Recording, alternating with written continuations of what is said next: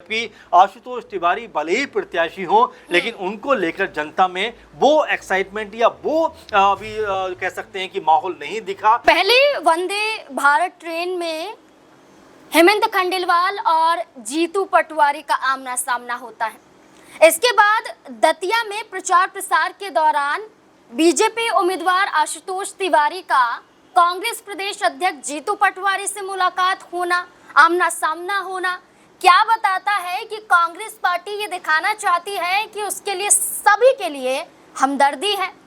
क्या ये बताना चाहती है कि बीजेपी अब चौतरफा फंस चुकी है, क्योंकि आशुतोष तिवारी का जो चेहरा है उसे दतिया में कोई पहचानता ही नहीं। और इस बात को खुद जीतू पटवारी सार्वजनिक रूप से माइक लेते हुए जनता के सामने बोलते हुए भी दिखाई दी।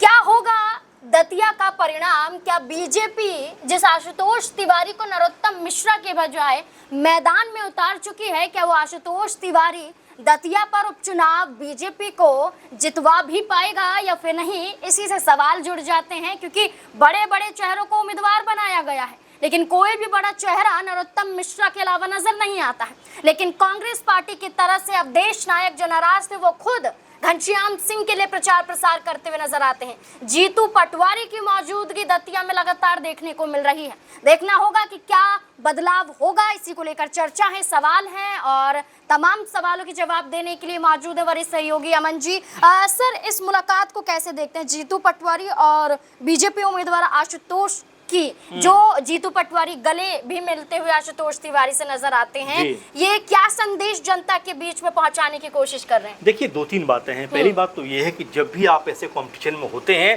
तो आपको अपने प्रत्याशी के लिए ताबड़तोड़ रैलियां करनी पड़ती हैं, ताबड़तोड़ तरीके से उनके समर्थन में लोगों के पास में जाकर जन समर्थन जुटाना पड़ता है। लेकिन यहाँ पर तो कहानी कुछ अलग दिखाई पड़ती है, क्योंकि जो भाईचारा है वो अपने सबसे उच्च पायदान पर दिखाई पड़ता है और ये कोई बुरी बात नहीं है, होना चाहिए। लेकिन ऐसे वक्त पर जब आप अपने प्रत्याशी को हर कीमत पर चुनाव जिताना चाहते हो, आपने बड़ी मुश्किल से नाम तय किया कि भाई घनश्याम सिंह जो वरिष्ठ हमारे नेता हैं उनको चुनाव मैदान में उतारा जाए, लेकिन उसके बाद में जो प्रचार प्रसार शुरू होता है वो तमाम तरह के सवाल अब यहाँ पर खड़े कर देता है। क्योंकि नरोत्तम मिश्रा भले ही यहाँ पर खुश नहीं थे, भले ही यहाँ पर जो है बीजेपी के तमाम नेताओं से वो नाखुश दिखाई पड़े, लेकिन बावजूद इसके वो आशुतोष तिवारी के लिए जनसंपर्क करते हुए दिखाई पड़ रहे हैं, प्रचार प्रसार करते हुए नजर आते हैं। लेकिन वहीं जीतू पटवारी जो कांग्रेस पार्टी के मध्य प्रदेश में अध्यक्ष भी हैं, लेकिन जिस तरह से उनका हाल फिलहाल में कई मौकों पर ऐसा लगा कि जब उनको लेकर तमाम प्रतिक्रियाएं सामने हैं। आपको याद होगा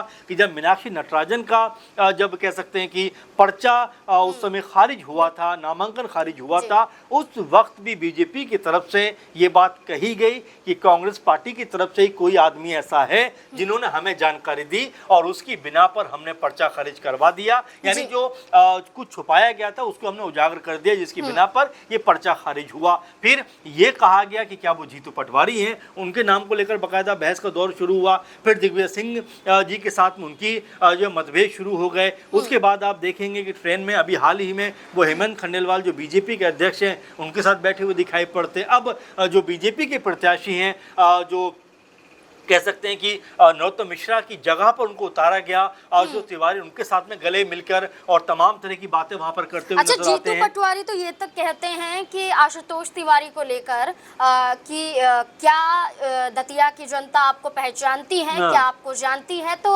आशुतोष तिवारी का कहना है कि वो यहीं से हैं और यहाँ जनता का समर्थन भरपूर मिल रहा है। लेकिन जब जनता से पूछा जाता है तो वो नकारती हुई नजर आती है। तो जीतू पटवारी के सामने आशुतोष तिवारी को पहचानने से इनकार कर देना दतिया की जनता का क्या बताता है कि आशुतोष तिवारी जो माहौल बनाने की कोशिश कर रहे हैं, क्या वो बन नहीं पा रहे हैं? देखिए, बिल्कुल अभी ये कहा नहीं जा सकता कि पूरी तरह से माहौल नहीं बना पा रहे, लेकिन ये जरूर कहा जा सकता है कि देखिए दोनों प्रत्याशी जो हैं, चाहे कांग्रेस पार्टी घनश्याम सिंह की बात करें या बीजेपी के जो आशुतोष तिवारी उनकी बात करें, दोनों ही अपनी अपनी पोजीशन को बेहतर करने में लगे हुए हैं। क्योंकि 2023 में बीजेपी ये सीट हार चुकी है, ऐसे में अब यहाँ से कांग्रेस पार्टी के ऊपर दबाव इस बात का का रहेगा कि कैसे वो इस जीती हुई सीट को अपनी बरकरार रख पाती है। और वहीं बीजेपी के लिए ये भी चुनौती है कि जो सीट वो 2023 में हार चुकी थी, नरोत्तम मिश्रा जैसे बड़े चेहरे वहां पर चुनाव हार गए थे, ऐसे में आशुतोष तिवारी क्या उस सीट के ऊपर जीत दर्ज कर पाते हैं? क्या उनको जो जनता है सपोर्ट करती हुई दिखाई पड़ सकती है? क्योंकि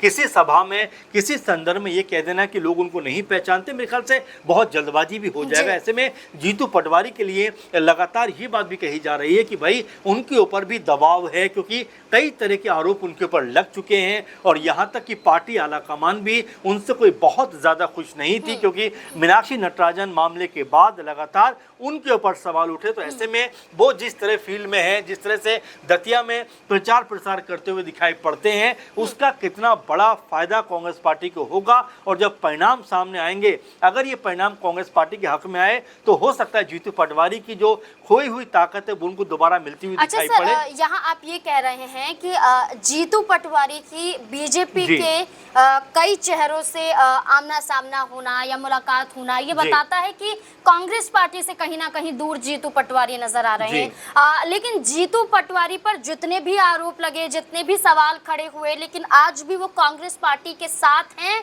और प्रचार प्रसार कर रहे हैं। लेकिन नरोत्तम मिश्रा ने मंच पर आंसू बहाए, इसके बाद कहा कि आशुतोष तिवारी को मैं जितवा कर रहूंगा, घर घर जाऊंगा। लेकिन अब बीते दिनों हम देखते हैं जब नरोत्तम मिश्रा दतिया पर प्रचार प्रसार कर रहे होते हैं, एक जगह पहुंचते, एक क्षेत्र में पहुंचते, तो वहां कुछ लोग उन्हें माला पहनाने आते हैं, तो वो ये कहते हैं कि दूल्हा पीछे चल रहा है, पीछे जो चल रहा है आप उसे माला पहनाइए। तो वो अपनी जो पीड़ा है वो भी जनता के सामने रह रहकर बयानों के जरिए जाहिर कर रहे हैं। तो क्या ये मुश्किलें नहीं खड़ी करेगी? जाहिर बात है, क्योंकि नरोत्तम मिश्रा के बारे में बिल्कुल ये देखा गया और ये सबसे महत्वपूर्ण बात भी है कि देखिए 3 बार से वो लगातार दतिया के ऊपर चुनाव जीते, यहाँ से वो मंत्री भी कई दफा रहे, गृह मंत्री रहे। तो ऐसे में बिल्कुल इसमें कोई दोराय की बात नहीं है कि उनका चेहरा जो है वो बहुत जाना माना है, उस क्षेत्र के लिए बहुत पहचाना हुआ चेहरा है। भले ही 2023 में चुनाव वो हार जाते हैं, लेकिन इसका मतलब ये नहीं है कि लोगों ने उनको भुला दिया है, लोग उनको नहीं जानते। क्योंकि देखिए जो भी शख्स 3 बार से लगातार किसी भी क्षेत्र का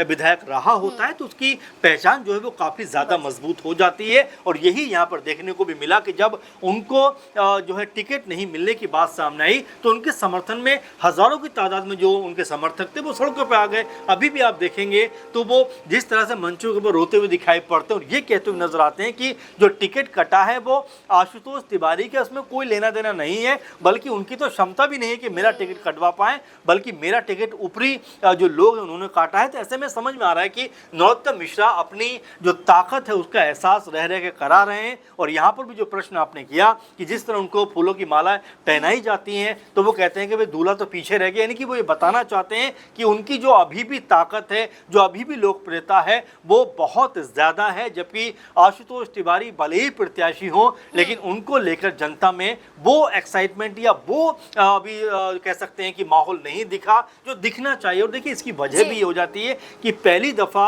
आशुतोष तिवारी चुनावी मैदान में है, तो ऐसे में उनको अभी पहचान बनाने में थोड़ा समय लगेगा। बिल्कुल, अब यही देखना होगा कि पहचान बनाने में आशुतोष तिवारी को समय लगेगा। तो क्या 30 जुलाई को जो वोटिंग पड़ेगी, जो उपचुनाव होगा और जो जनता अपना मत देगी, तो वो क्या आशुतोष तिवारी के समर्थन में दे पाएंगे? बीजेपी ने उम्मीदवार तो उतार दिया, लेकिन बड़ा चेहरा नरोत्तम मिश्रा को रखा। अब कांग्रेस पार्टी ने घनश्याम सिंह को उतारा। तो अब ऐसे में देखना होगा कि दोनों ही प्रत्याशियों के लिए, क्योंकि 2 और यहाँ पर बड़े चेहरे हैं जो चुनावी मैदान में है, एक किन्नर समाज से तो दूसरा आजाद समाज पार्टी से। तो इन दोनों चेहरों के मुकाबले जो कड़ा जो मुकाबला देखा जा रहा है वो भाजपा और कांग्रेस पार्टी के बीच में। देखना होगा कि ये दोनों में से कोई चेहरा जीत पाता है या कोई अन्य तीसरा चेहरा यहाँ पर बाजी मार जाता है। इस पूरे मुद्दे को लेकर और दतिया उपचुनाव को लेकर और नरोत्तम मिश्रा की भागीदारी को लेकर आपको क्या लगता है? क्या आप सोचते समझते? क्या कुछ सवाल हैं आपके?